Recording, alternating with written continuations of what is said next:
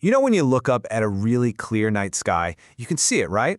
That faint, kind of milky band of light stretching from one horizon to the other. For thousands of years, people just wondered, what is that? Well, it turns out it's the view from inside our very own home. So today, we're going to dive into the incredible detective story of how we figured that out and how we mapped our galaxy, the Milky Way. We're going to try and answer some pretty big questions. How big is this place? What's its shape? And how on earth do we know any of this when we're stuck way out on one of its spiral arms? Think of it like a cosmic whodunit, where every new clue brought us just a little bit closer to understanding the true scale and shape of our galactic home. All right, so before we can even begin to map our home, we've got to know what kind of home we're actually living in. What exactly is a galaxy anyway?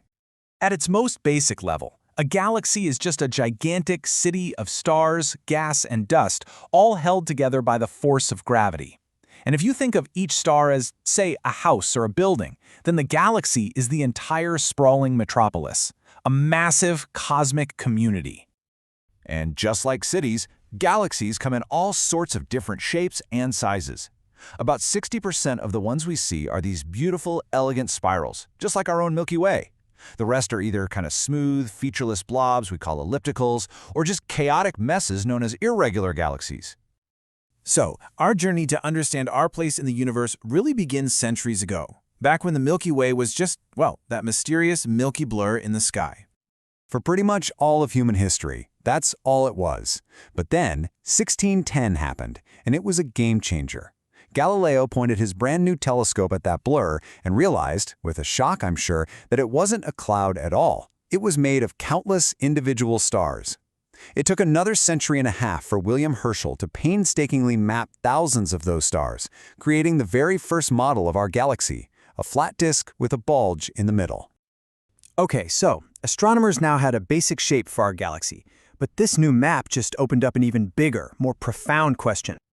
For a long time, in typical human fashion, we just assumed we were at the very center of it all, right at the heart of the action, of course.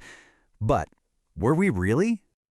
Then, in 1918, an astronomer named Harlow Shapley gave us all what you might call a cosmic demotion.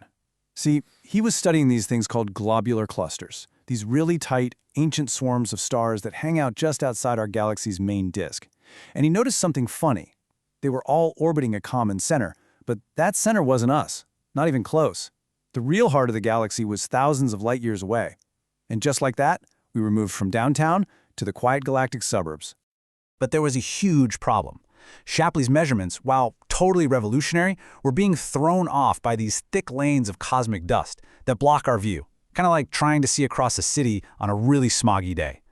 To get a truly accurate map, we were going to need superpowers. And eventually we got them. First up, radio telescopes. These things can see right through all that dust and map the huge clouds of hydrogen gas that trace out the galaxy's spiral arms. And second, the absolutely incredible Gaia Space Observatory, which is, right now, creating a mind-blowingly precise 3D map of the positions and movements of over 1 billion stars. And with all this new, modern data, we were able to calculate something truly astonishing. By tracking all that motion, we finally figured out how long it takes our sun to make just one single trip around the galactic center. The answer? A staggering 230 million years. To put that in perspective, the last time our solar system was in this exact spot, dinosaurs were roaming the Earth. So, putting all the pieces together, we finally had the vital stats for our home. The Milky Way is this huge disk about 100,000 light-years across, with somewhere around 400 billion stars. And us? Yeah, we're way out in the suburbs, about 26,000 light-years from the bustling galactic core.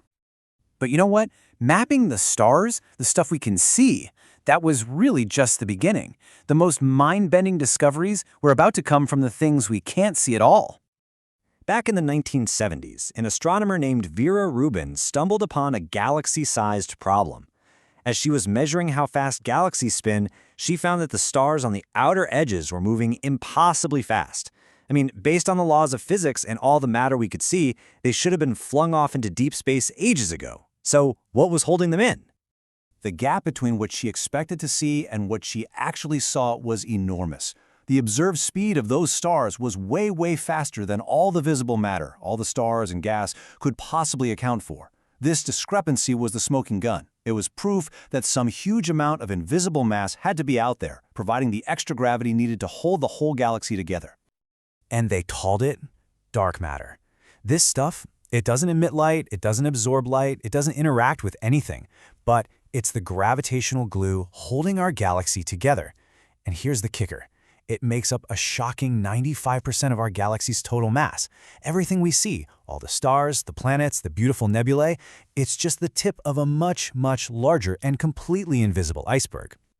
And at the very heart of it all, there was one final massive secret. The first clue dropped way back in 1933, a mysterious radio signal coming from the direction of the constellation Sagittarius. Decades later, in the 90s, astronomers Genzel and Gez won a Nobel Prize for tracking stars near that spot, whipping around an invisible point at incredible speeds. And then finally, in 2022, we actually saw it. Or rather, we saw its shadow. The shadow of a monster. Sagittarius A star. It's a supermassive black hole. It has the mass of 4 million of our suns, all crushed down into a space smaller than the orbit of Mercury. This is the silent gravitational anchor that our entire galaxy revolves around. So, after centuries of searching and discovery, this is our modern picture of home. It's a breathtakingly beautiful, rotating disk of 400 billion stars. And that disk is embedded in a colossal, totally invisible halo of dark matter. And every single thing, every star, including our own sun, is locked in this grand cosmic dance around a supermassive black hole. And yet, for all we've learned, it leaves us with the biggest question of all. We've put in all this work to map the tiny, visible 5% of our galaxy, but what profound secrets, what new physics, are still hiding out there in the vast, dark 95% that remains a complete and utter mystery?